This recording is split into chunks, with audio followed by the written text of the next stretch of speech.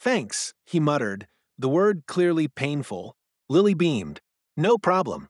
You should still get that connector replaced soon, though. The tape won't hold forever. Bill dug into his wallet and shoved a 20 at her. For your trouble.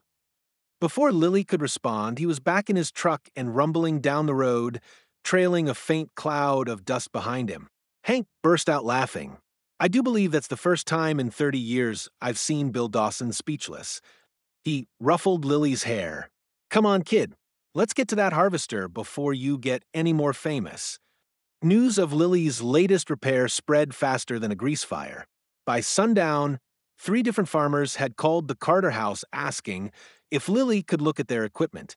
Sarah Carter sat at the kitchen table, her head in her hands, as the phone rang for the 4th time that evening. I don't understand, she said no one in particular. She's 9. She's supposed to be playing with dolls, not rebuilding carburetors. Lily, who was currently disassembling a toaster on the living room floor, it's making funny noises, Mom, didn't look up from her work. Dolls are boring. Sarah sighed and answered the phone.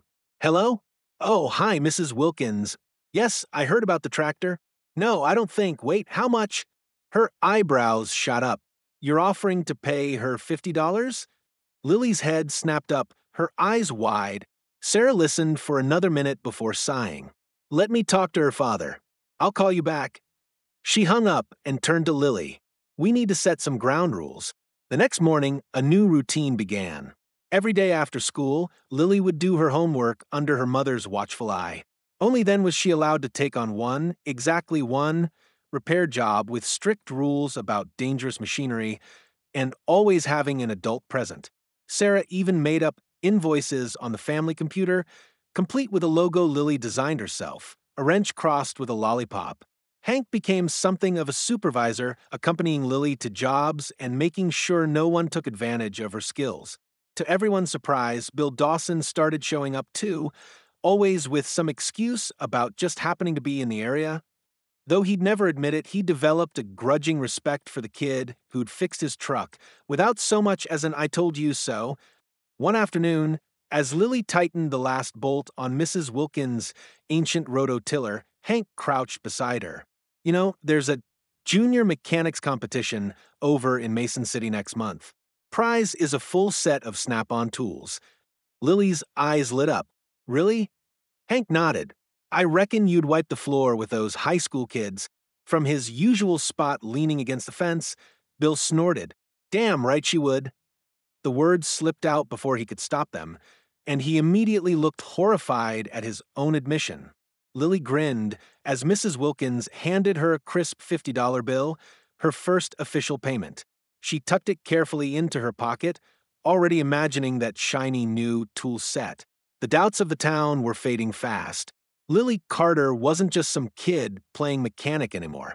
She was the real deal, and Cedar Creek was starting to believe it.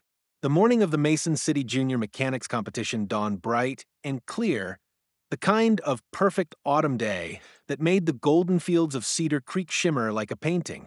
Lily Carter had been awake since before sunrise, her stomach fluttering with a mix of excitement and nerves. She had spent the past 3 weeks preparing, studying engine schematics, practicing speed drills with Hank's old carburetor, and even enduring Bill Dawson's gruff but surprisingly helpful advice. Now, standing in front of the bathroom mirror, she adjusted her grease-stained overalls and took a deep breath. Today was the day she would prove, once and for all, that she belonged in the world of mechanics, not as a novelty, but as a real competitor. Downstairs, the smell of frying bacon filled the kitchen. Sarah Carter stood at the stove, flipping pancakes with one hand while packing Lily's lunchbox with the other. She glanced up as her daughter thundered down the stairs. You ready? Lily nodded, though her fingers trembled slightly as she tightened the straps of her backpack, her trusty toolkit safely inside. Hank said he'd be here at 8. Sarah set a plate of pancakes in front of her. Eat something first. You'll need your energy. Lily forced down a few bites, her appetite drowned out by the buzzing in her chest. She had never been outside Cedar Creek for anything like this before. The competition was open to kids ages 12 to 18, and at 9 years old,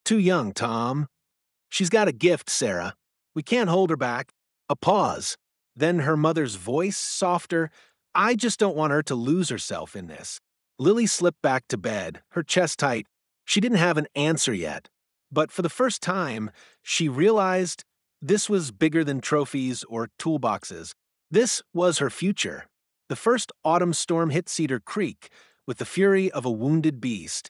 Lily woke to the sound of rain hammering against her window like 1,000 tiny fists, the wind howling through the eaves of the farmhouse. She pressed her face to the glass, watching the downpour turn the dirt roads into rivers of mud. In the distance, lightning split the sky, illuminating the silhouette of Hank's barn, its roof shuddering under the assault.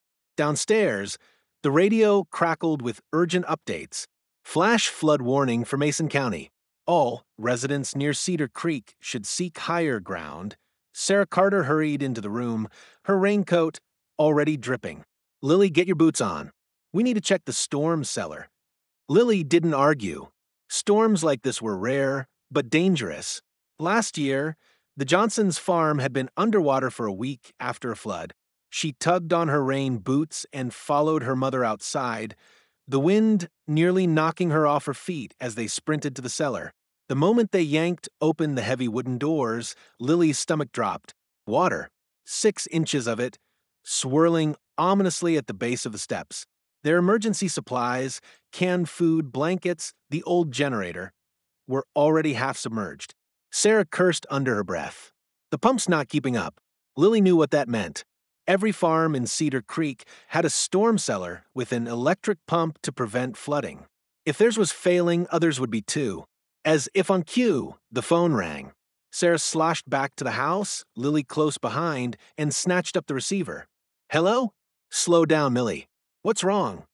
Lily could hear the diner owner's panicked voice even from a distance.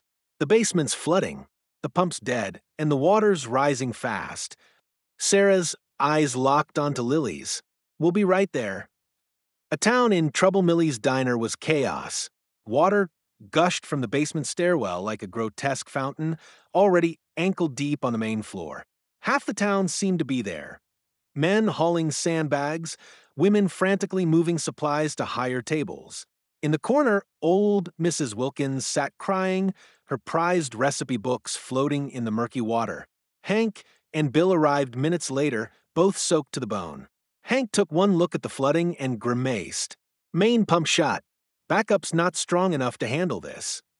Bill spat on the floor. Should have replaced that piece of junk years ago. Lily waded through the water to the basement door, peering down into the darkness.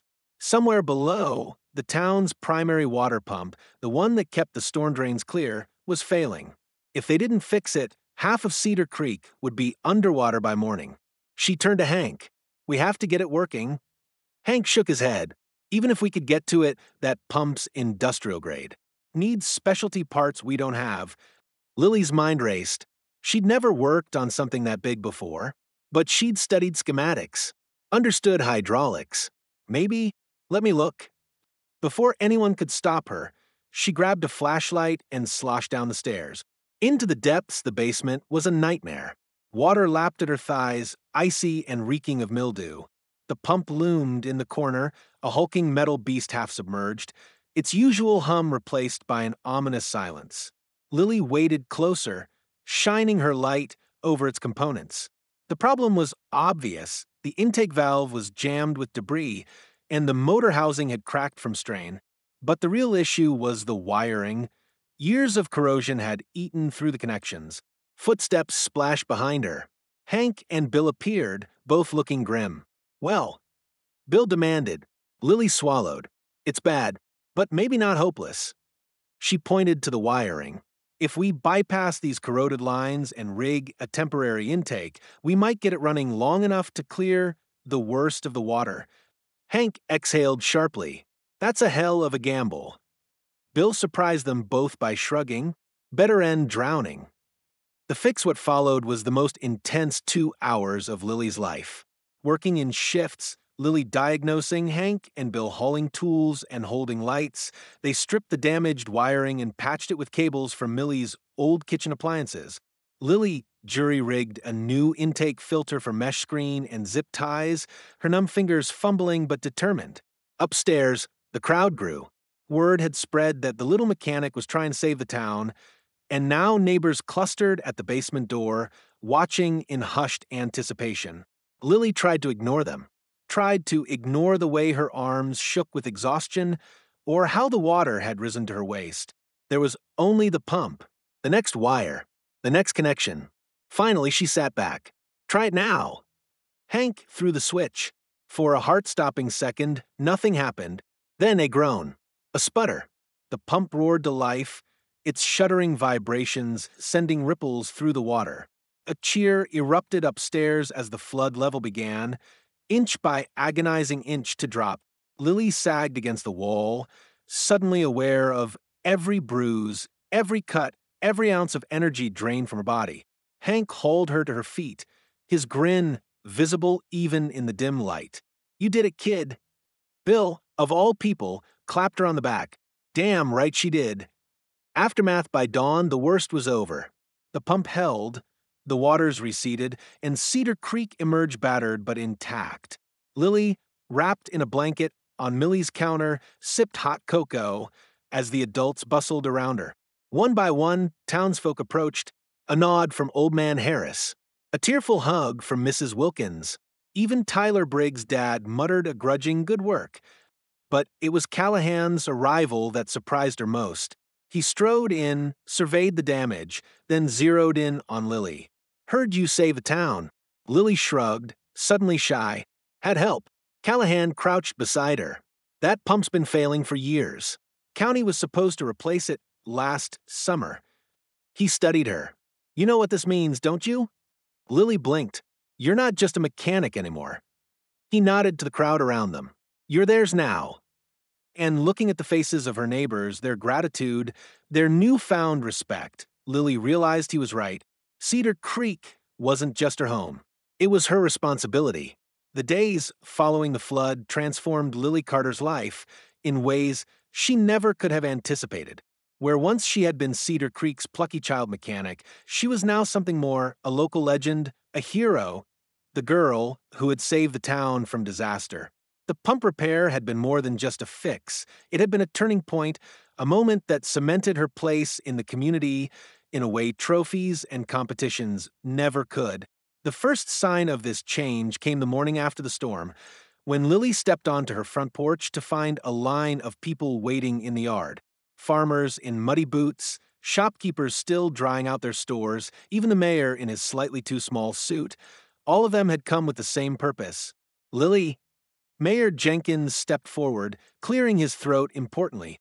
"On behalf of Cedar Creek, we'd like to officially thank you for your service."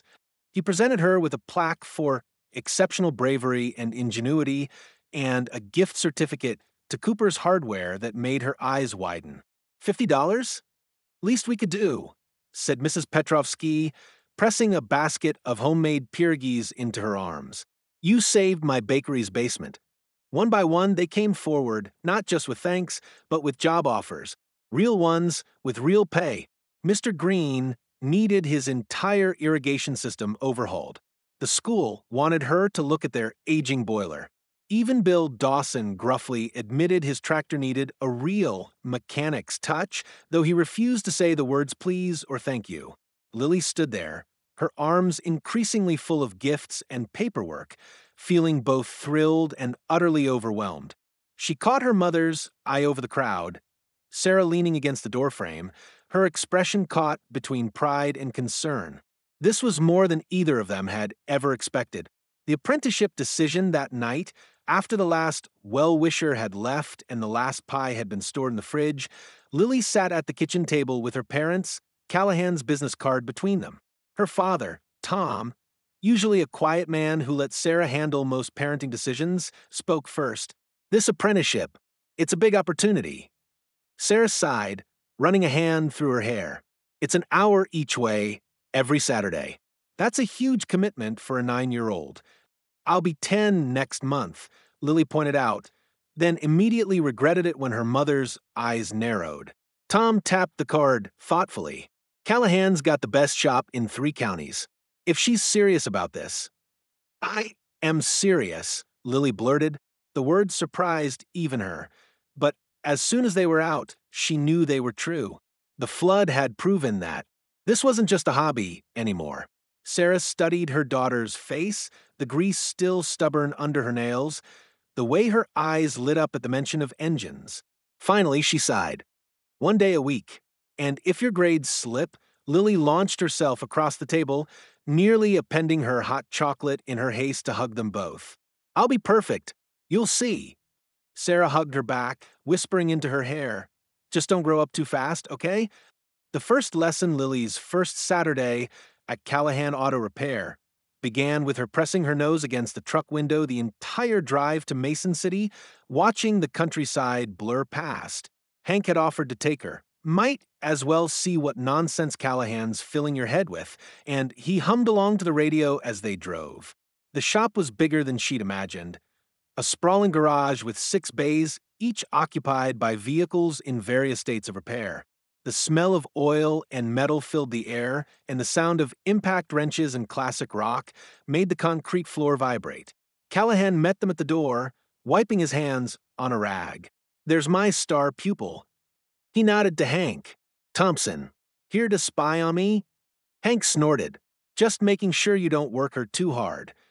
Callahan led Lily to a corner bay where a disassembled engine sat on a stand. First lesson, diagnostics. This beauty's got a problem. Find it. For a moment, Lily froze. This wasn't like Hank's tractor or Millie's pump. This was a modern, complex engine, all gleaming parts and computer components. What if she couldn't do it? Then she took a deep breath and stepped forward. Just like any other machine, 2 hours later, covered in grease and triumph, she pointed to a tiny crack in the fuel injector housing. Here, it's leaking pressure. Callahan's eyebrows shot up. Damn straight it is. He tossed her a rag. Now let's fix it. A new normal the weeks that followed settled into a rhythm unlike anything Lily had known before. School during the week, homework in the evenings, small repair jobs around town on Fridays, and Saturdays at Callahan's, each lesson more challenging than the last. She learned to weld, to program engine computers, even to rebuild transmissions. Back in Cedar Creek, her reputation grew. The Lily Special became local shorthand for any ingenious fix. When Old Man Harris rigged his fence with bungee cords after a windstorm, folks nodded and said, "That's a real Lily Special." But the biggest change came in how people treated her. No more pats on the head, no more, how cute. When she spoke about engines now, adults listened, really listened. Even Bill Dawson. One afternoon, she found him waiting at her usual workbench in Hank's barn, an ancient carburetor in pieces before him. He didn't look up as she approached. This thing's been giving me grief for weeks. Lily suppressed a smile. Want help?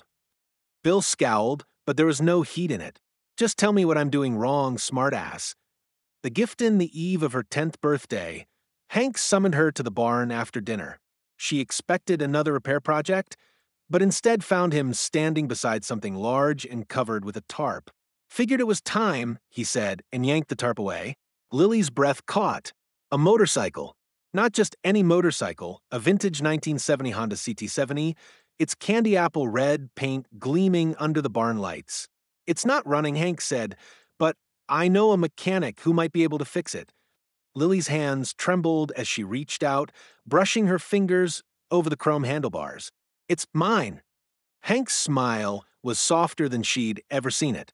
Every great mechanic needs her first project bike. For the second time in her life, Lily found herself speechless. The first had been when she'd won the toolbox. This felt bigger. Hank cleared his throat awkwardly. Just promise me one thing. Anything. Don't tell your mother until after you've got it running. Lily laughed, her eyes stinging, and threw her arms around him. The road ahead that night, as Lily lay in bed listening to the crickets through her open window, she thought about the past year. The broken tractor that started it all. The competition. The flood. The apprenticeship. And now this, a project all her own.